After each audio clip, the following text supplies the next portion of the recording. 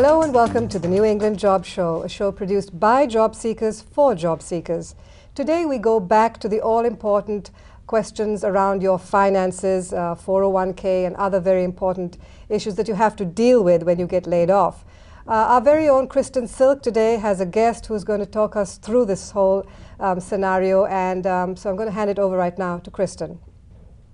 Today in the studio we have David Carpenter, who is the principal of Carpenter Associates in Littleton, Massachusetts. David brings over 30 years of experience in finance, and he's also a registered financial advisor. Welcome to the show, David. Thank you.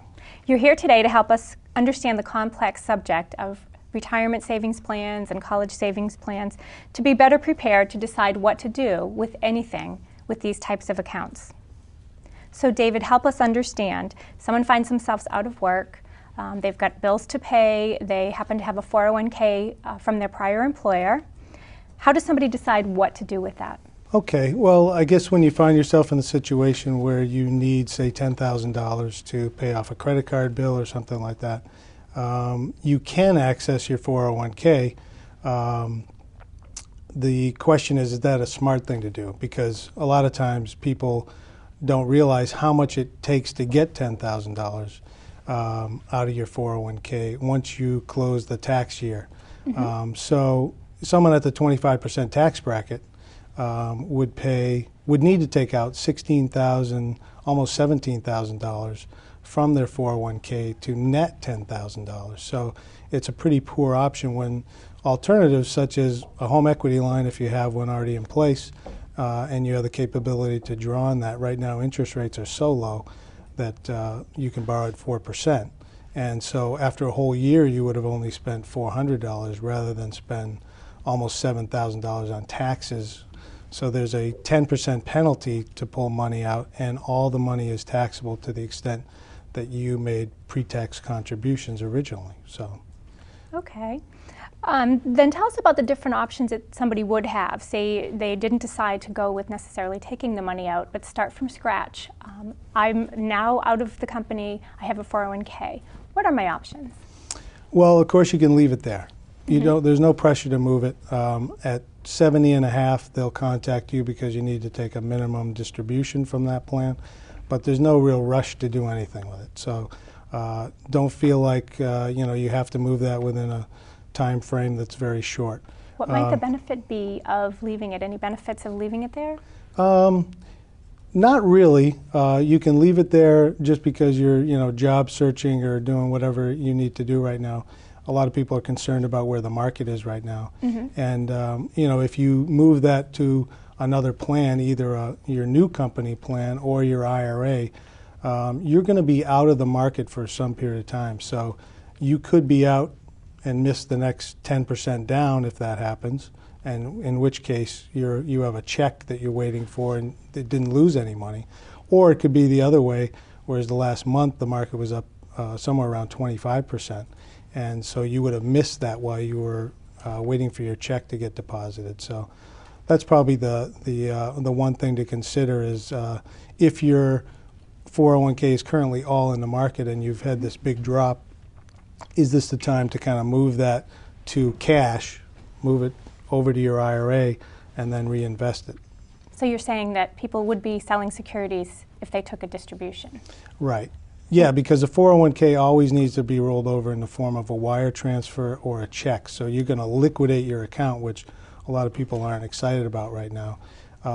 But if let's say you were very conservative and all your money in the 401k was in a money market account or a bond fund, you haven't lost a lot of money. And so converting that to a check for a little while really wouldn't have that big of an impact. If I take a distribution, I am going to be selling securities. You are going to liquidate your account, put it into a check or a wire transfer to get it to the other plan. Mm-hmm. Correct.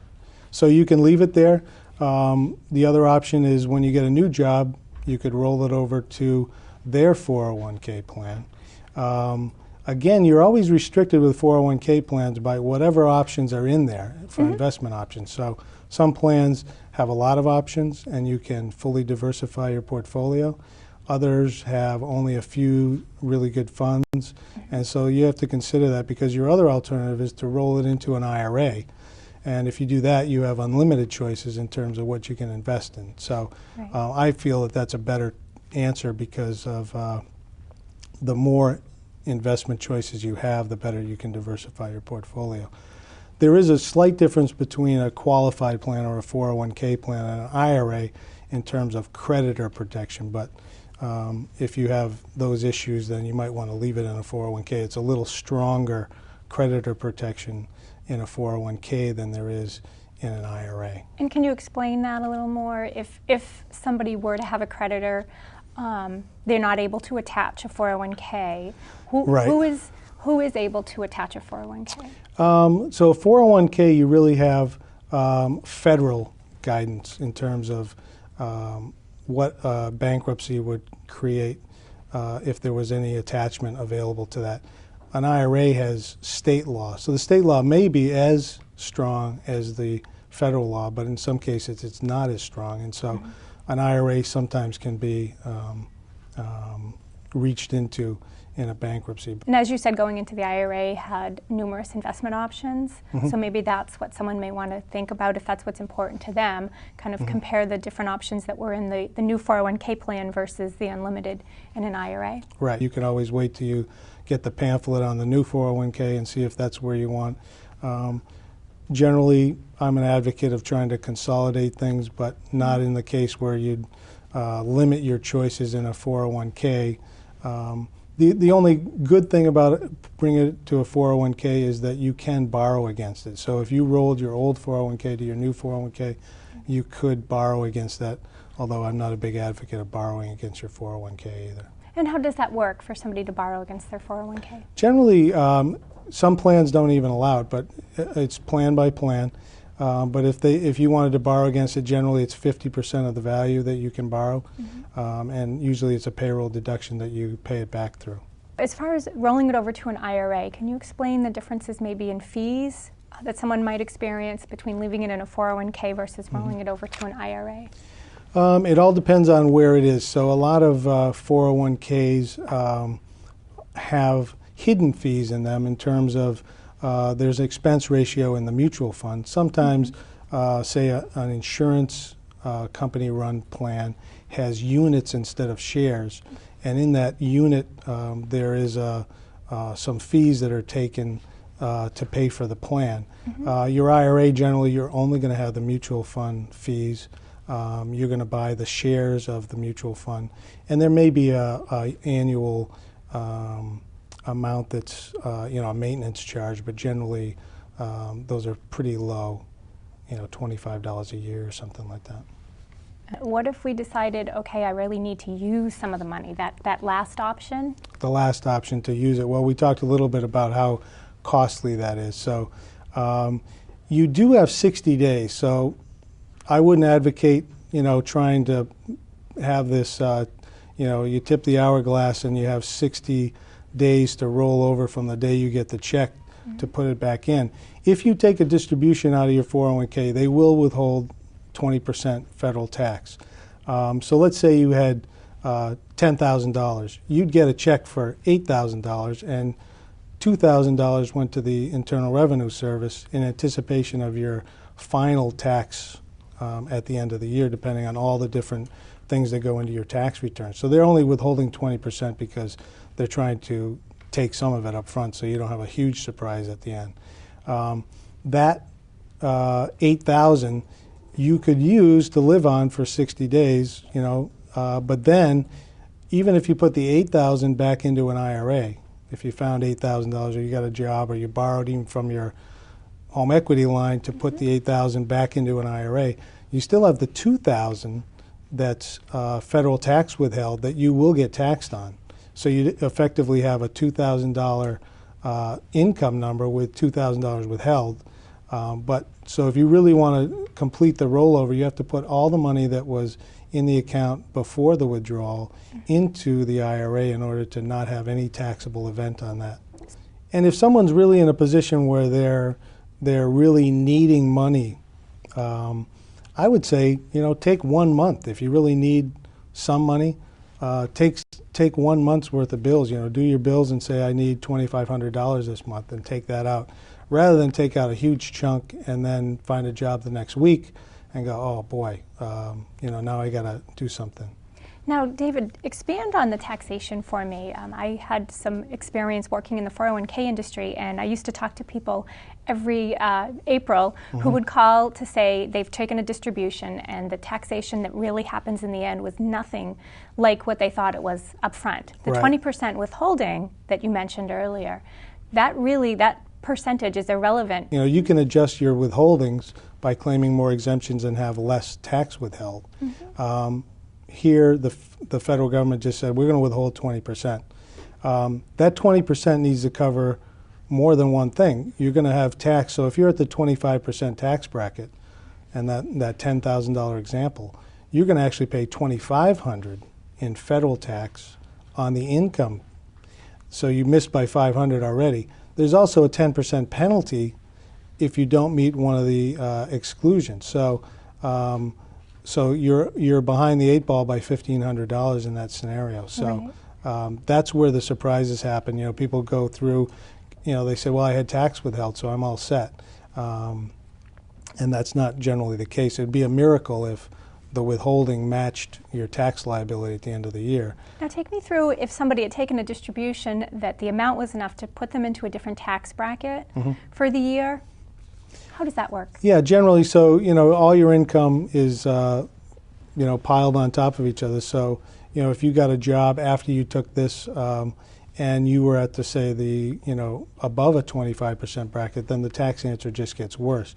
You're always going to owe the 10% penalty unless you're over 59.5. Actually, there is a rule for 401k's. If you're over 55 and you've left your former employer, you don't have a penalty on that. So between 55 and 59.5, you have an exclusion if you take the money out of your 401k. That doesn't apply to IRAs. Now, in addition to 401k plans, there's also college saving plans, 529's. What options would somebody have who's out of work, who may have a college savings plan set up for their dependent? Right. So 529's are tax exempt also. So you can put money in and the earnings aren't taxed as long as you pull the money out for qualified education expenses, which is tuition, room and board. You can buy a computer and book if they're required by the school, those kind of things. So those are usually the scenario with your child. If you get into a situation where that may be the only bucket other than your 401k, I would look at that as you can change the beneficiary from your child's name to your own name. You can take the money out. This would be if it wasn't originally put in as a Uniform Transfer to Minors Act. Then it's actually the child's money. But generally these plans it's still the parent's money until the child goes to school. So you can change the beneficiary to yourself. And, you know, with the current market downturn, sometimes you're only going to be taxed on the earnings that made. So let's say you put in $20,000 over the years and it's now worth, say, $22,000. If you take the money out, you're only going to be potentially taxed if you took it all out on the $2,000 of earnings that it made. And there'd probably be a 10% penalty on that if you didn't go to school yourself. Some people in this environment are finding, you know, my assessment of the job market is that I'm not going to get a job for a year and a half anyway. So rather than sit around and not do anything, I could improve my skills, and in that case, you'd pull the money out for qualified expenses, and then there'd be no tax on that $2,000 and no penalty. Right, that does sound like it might be a good idea, but keeping in mind that this money was put away for that dependent's education, and at some point you're going to need to find an alternative way to make that up. Correct. So you find yourself with sometimes the lesser of two evils in terms of choices. So. One other question I do have for you, David. I've heard some rumors lately that with this economic crisis that there's been some legislative changes to the tax code to kind of waive that 10% penalty. To date, have you heard anything? There are withdrawals, so you're not subject to the 10% penalty if you're 59.5 or left a 401k at 55. Also, if you need it to avoid foreclosure on your home, that's exempt. Medical expenses for you and your family, college expenses for you and your family, and there's a few others. But those hardship withdrawals are pretty limited. And so right now there isn't anything that just says if you're out of work for X amount of time that you would be able to waive that just other than that. So we should keep our ears open for any changes there. Exactly. Well, I want to thank you for coming in today and sharing this information with us. It's definitely valuable information in times like these. Great, thanks.